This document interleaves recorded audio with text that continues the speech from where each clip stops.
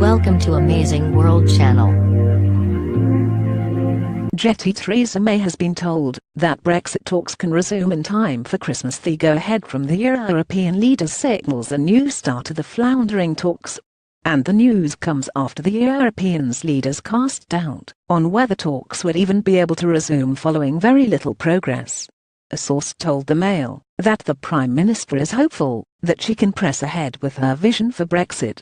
The insider said the mood on Brexit is much more positive than the public pronouncements you hear, particularly from the European Commission.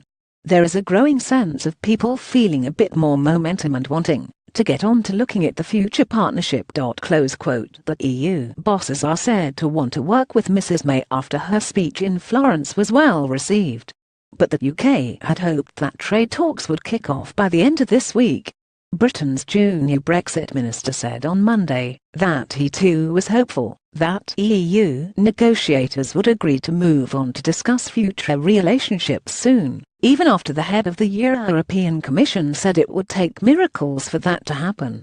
Steve Baker told an event at the Conservative Party's annual conference, "I am very hopeful that everyone will see the mutual advantage of moving on to a discussion of the future relationship in October." Jetty Jean-Claude Juncker said last week that the first stage of talks had stalled. Britain has been seeking to push the talks beyond the terms of the divorce and onto future ties, including trade, at a European meeting later in October.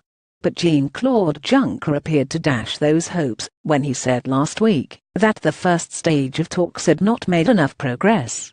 In a bid to ensure that Britain can progress, Britain expects to have draft free trade agreements on the table long before it reaches the end of a Brexit transitional period, which is expected to run for around 2 years after 2019, Trade Minister Liam Fox said on Sunday.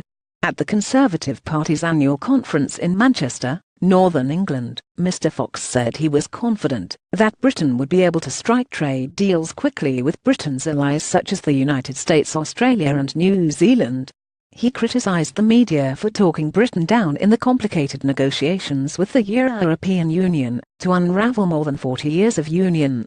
Instead, he said, Britain would become a much more agile trading country after Brexit. Britain has been seeking to push the talks beyond the terms of the divorce and onto future ties. Asked whether there would be draft treaties on the table before the expected 2-year transitional period runs out in March 2021, Fox said we'll expect to have draft agreements long before that with a number of countries.